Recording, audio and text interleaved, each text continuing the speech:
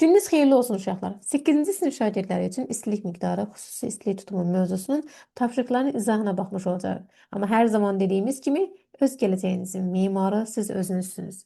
Çalışqan olun, dürüst olun, xəyallarınızdan vaz keçməyin və gerisini Allaha həvalə edin.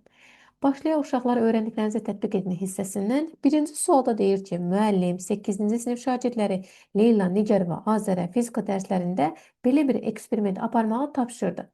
Verilen metallar dəstində elə metal silindr seçin ki, eyni qızdırıcıdan istifadə etməklə onu 20 Cl temperaturdan 60 Cl temperaturuna qədər daha tez qızdırmaq mümkün olsun.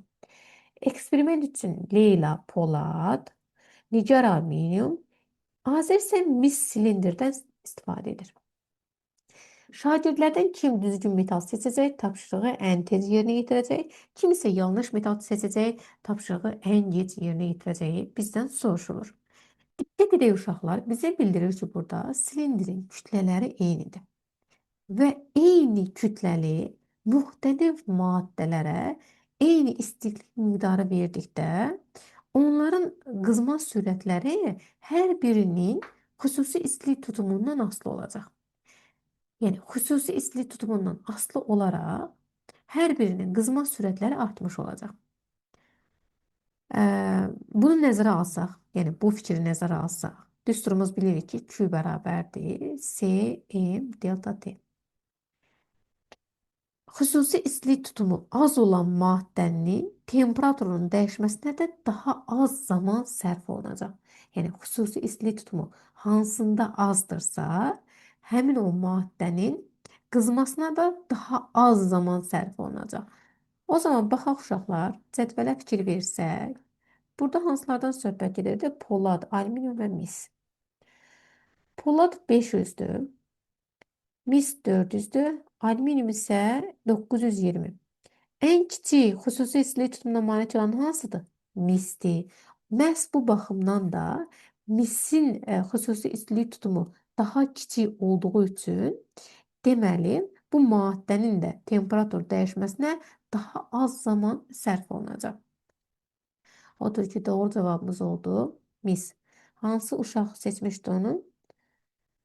Azər. Demək ki, Azər düzgün metal seçmişdim. Daha tez bir zamanda baş verəcək. Yanlış metal seçən isə polad dedik 920. Yox, alüminium dedik 920. Onu da seçən Nigar idi. Bəli. İkinci suala baxaq.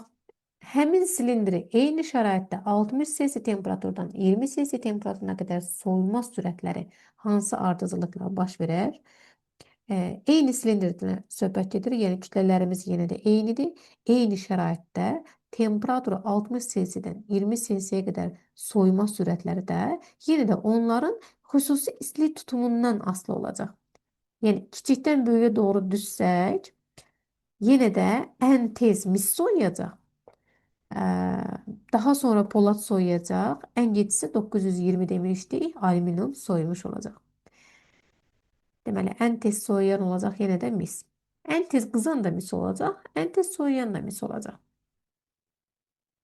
Öyrəndiklərinizi yoxlayın hissəsinə baxaq. Cismi qızdırarkən aldığı, soyuyarkən verdiyi istilik miqdarı nədən asılıdır? İstilik miqdarının kütləsi düsturu nə idi? Q bərabərdir C, M, delta T. İndi cismin qızdırarkən aldığı və soyuyarkən verdiyi istilik miqdarı cismin kütləsindən asılıdır. Yəni M-dən. Temperatur dəyişməsindən asılıdır, delta T-dən və xüsusi istilik tutumundan asılıdır, yəni C-dən. İkinci sual, maddənin xüsusi istilik tutumu onun kütləsindən, maddənin aldığı və ya verdiyi istilik miqdarından və temperatur dəyişməsindən necə asılıdır? Belə baxaq, maddənin xüsusi istilik tutumu onun kütləsindən, maddənin aldığı və verdiyi istilik miqdarından və temperatur dəyişməsinin heç birindən asılı deyil.